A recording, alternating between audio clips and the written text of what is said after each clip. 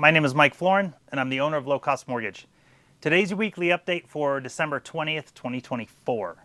This will be the last video update for the year because next week is Christmas time. Hey! All right, so let's get into what happened in the last 2 weeks because our last video update was towards the beginning of last week, and I wanted to give it time so that way I could give you one good breakdown of the last 2 weeks. First and foremost, let's talk rates.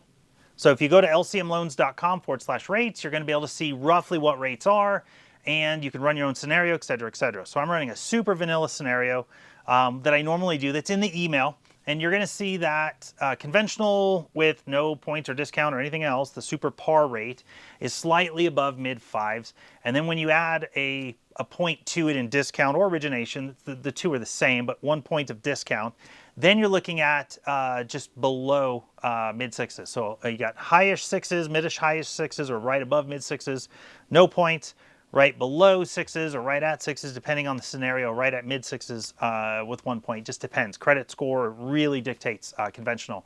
Government, you're roughly highish fives or so on the APR scale.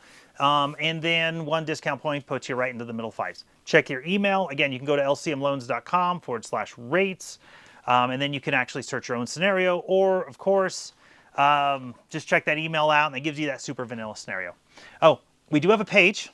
It's a VA page, VA interest rates only. I'm going to manually update that once a week. I brought that up the other week, but just an FYI, once a week, the VA rates are going to be updated. They'll be updated today. If rates take a big dip through the next 2 weeks, which they should, and we'll get to that here in a minute, then we'll start updating them maybe every other day, wherever it makes sense, depending on what's going on. Now, the Christmas holidays. Christmas is always slow in mortgage lending. Whatever would take a day takes 3 or 4. It always happens every year, especially when Christmas is in the middle of the week on 1 week and New Year's is in the middle of the week of the next week. So they're not only taking up 1 week of time, they're taking up almost 2 weeks of time. Now, a lot of companies do this. You have people that want to take time off, and then they're going to stack their time off when they already have 2 days off or 1 day off, so that way they can maximize their time off. And you see that in the mortgage industry too. Now, with a lot of our investors, if they do not staff appropriately, then we just don't send them any files because that means they can't staff appropriately and they're not managing ahead of the time. Now, with that being said, let's get into rates and what happened in the last 2 weeks. All right, so first and foremost, last week rates started to go up because it was hedging against what would happen during the press conference after the Fed cut. Everybody knew the Fed was going to cut. Nobody knew exactly what they would say as to why, and that press conference is going to tell everybody what's going to happen possibly in the future. So now, we're going to pop open a chart here, and what you're going to see is rates go up last week, and they're going up in preparation for the Fed rate cut. Now, if you look at my history of videos, I talk about this quite a bit. Hey, the Fed's about to cut. You'll see the rates coming down before the Fed does an interest rate decision, and they do a decision, and then you'll see it move from there. Now, historically, in the last few times, I could say historically, but it's just the last few times, whenever the Fed cuts their rates, rates go up right afterwards. And a lot of that has to do with the press conference afterwards. So now we've got last week, and we pop that chart open again. We've got the rates coming up, and they kind of stabilize. The Fed announces their rate cut of a quarter, then rates just skyrocket. Now, they did that for a day and a half or so, and they've leveled out, and then they came back down today to a degree. And the main reason for that is 2 main statements from the Fed. One was, we're going to make future rate cuts based on inflation and a few other indicators, and we weren't quite sure if this was a good time to cut the rate, but we went ahead and did it anyways, thinking it was a good deal, but we weren't quite sure if we were going to do it. I'm summarizing. The next thing they said is this next year, do not expect 4 cuts, expect 2. Those 2 pieces of information, how we're going to monitor rate cuts into the future, and we're only going to expect to do 2 rate cuts, led to T-bills going up, mortgage rate payouts going down, which means rates go up, and you get the idea. So we were on that nice, let me pull open this chart here, a little draw line here. We were on that nice little seasonal downward trend. Then they start hedging for the Fed because everybody knew something fishy might be there. That's what that hedge is. They don't really know, but they're anticipating. The Fed announces, rates go up, and then they start to settle. Okay. Now,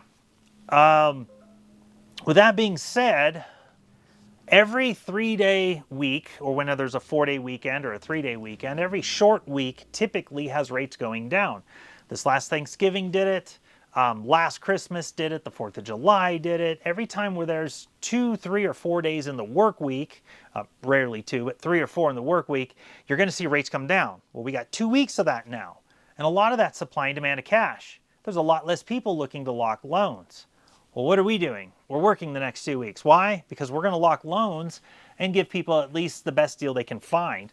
In fact, there's a lot of deals that we had, that we picked up in the last week and a half where we saw the rates start to come up and we knew, hey, we're just going to wait until December, January, and we're just going to lock them then right around January 1st. So that's most likely what we're going to end up doing with quite a few loans. But with that being said, expect rates to get better through Christmas week, through the, I want to say the week of the New Year's holiday.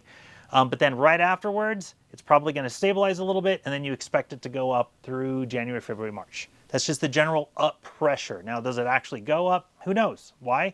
We have a new president. He's going to take office here at the end of January.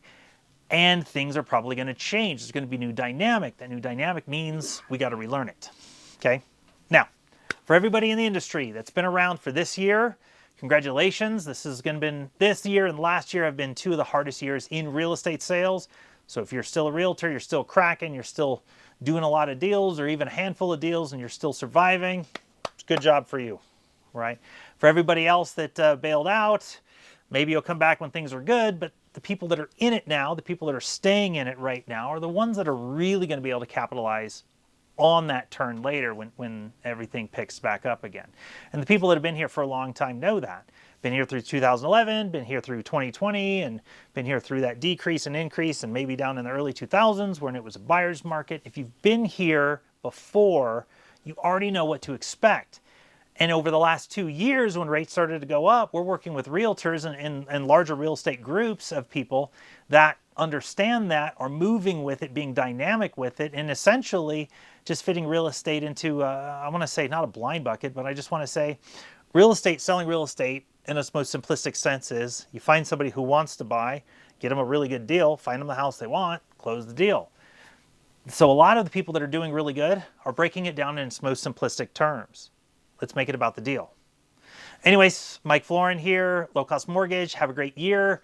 I'll see you next year, the week of January 1st, most likely. Probably at the end of this little downturn in rates. Oh, and if rates do get substantially better, I'll post a quick rate update email just so everybody knows, hey, rates are on the downward trend. So anyways, have a great week. Have a great year. Hopefully you had a great year and have a good next year. Talk to you later. Bye.